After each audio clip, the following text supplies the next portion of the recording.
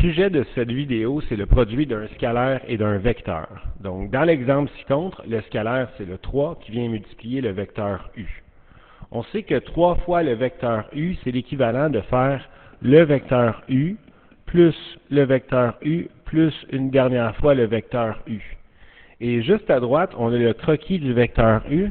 Alors, ce que je vais faire ici, c'est je vais prendre mon vecteur u et je vais l'additionner 2 autres fois, c'est-à-dire que je vais en placer 2 autres bout à bout de ce vecteur-là pour illustrer mon u plus u plus u. Une fois que ça c'est fait, ben, je peux aller tracer les composantes de mon vecteur 3u, qui est l'équivalent d'avoir fait le u, placé au bout du u, placé au bout du u, donc la somme de u et de u, et ce qui va me donner comme composante la composante horizontale suivante et la composante verticale suivante. Maintenant, si on décortique les composantes uniquement de mon u ici, ensuite de celui-ci et finalement du troisième, bien, on réalise assez rapidement que la composante globale horizontale de mon vecteur 3u correspond à 3 fois la composante horizontale du vecteur u, donc 3 fois 4 qui donne 12. Et la composante verticale, c'est 3 fois la verticale de la composante verticale du vecteur u, donc 3 fois 3 qui donne 9. Ce qui fait que si je veux trouver les composantes du vecteur 3u, on a uniquement à faire 3 fois les composantes du vecteur u qui sont 4 et 3 et venir distribuer ici le scalaire sur chacune des composantes qui va donner comme composante de résultante l'horizontale 12 et verticalement ça donnera 9.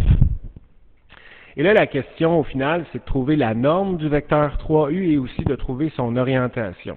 Bon, on va régler le cas de son orientation. L'orientation du vecteur u ici, le θ, on voit qu'elle a été conservée parfaitement ici. Donc, le θ de mon vecteur 3u correspond au θ du vecteur u, ce qui veut dire qu'on aurait eu uniquement à trouver l'orientation du vecteur u et déduire que ce sera la même pour le vecteur 3u. Donc, si je viens faire tan moins 1 de 3 sur 4, je vais trouver comme orientation 36,87 degrés environ.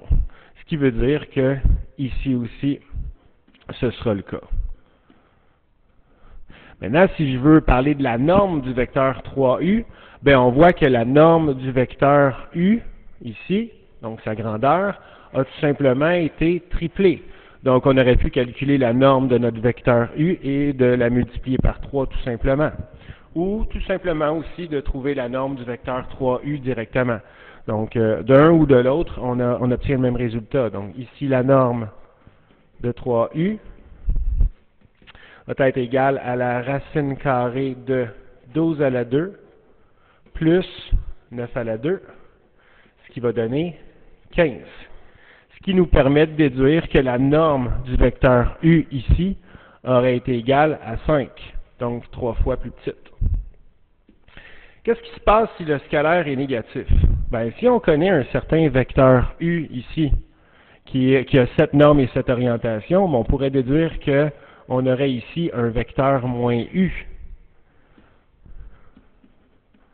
qui aurait finalement comme composante horizontale moins 4 et comme composante verticale moins 3. On sait qu'on a juste à prendre l'opposé de chacune des composantes pour trouver les composantes du vecteur opposé. Ce qui fait qu'on revient à notre moins 2, le scalaire, multiplié par le vecteur u, ben, on pourrait déduire que moins 2 correspond à faire moins 1 fois 2 fois le vecteur u. Et par commutativité, juste changer l'ordre de mes deux scalaires, en fait, de faire 2 fois moins 1 fois u. Et là, globalement, là, moins 1 fois u donne le vecteur opposé à u, ce qui fait qu'on obtiendrait 2 fois le vecteur moins u. Donc, ce que j'ai ici, 2 fois le vecteur moins u, c'est uniquement que j'aurais à positionner bout à bout le vecteur moins u 2 fois. Donc, on a un premier moins u ici, un deuxième moins u là. Et là, ce qu'on est capable de déduire, c'est que la norme du vecteur moins 2u, ben, va uniquement avoir été doublé par rapport à la norme du vecteur u. Donc, la norme du vecteur u, on l'a eu dans la page précédente, c'était de 5, donc la norme du vecteur moins 2u sera de 10. Donc, ce qu'on voit ici, c'est que dans le fond, mon scalaire qui était moins 2, on a uniquement à le prendre en valeur absolue, ça devient 2, et 2 fois la norme de u donne 10. Pour ce qui est de l'orientation, par contre, ce sera un peu différent. Donc, on voit ici qu'on a un angle θ pour notre vecteur u qui se trouve à être son orientation. Par contre, ce qu'on voit que l'orientation du vecteur moins 2u a été changée. En fait, le vecteur moins 2u a la même direction que le vecteur u, mais a un sens qui est différent, son sens est opposé. Donc, on voit ici que l'orientation que nous, on cherche, c'est exactement 180 degrés de plus que l'orientation de θ qu'on avait déjà. Donc, je me retrouve ici, étant donné que le vecteur u aurait été positionné là. Donc, je me retrouve à prendre l'orientation du vecteur u qu'on connaissait qui était à 36,87 et je vais y additionner finalement un 180 degrés. Donc, l'orientation de moins 2u est égale à 180 plus 36,87 degrés, ce qui globalement va donner 216,87 degrés.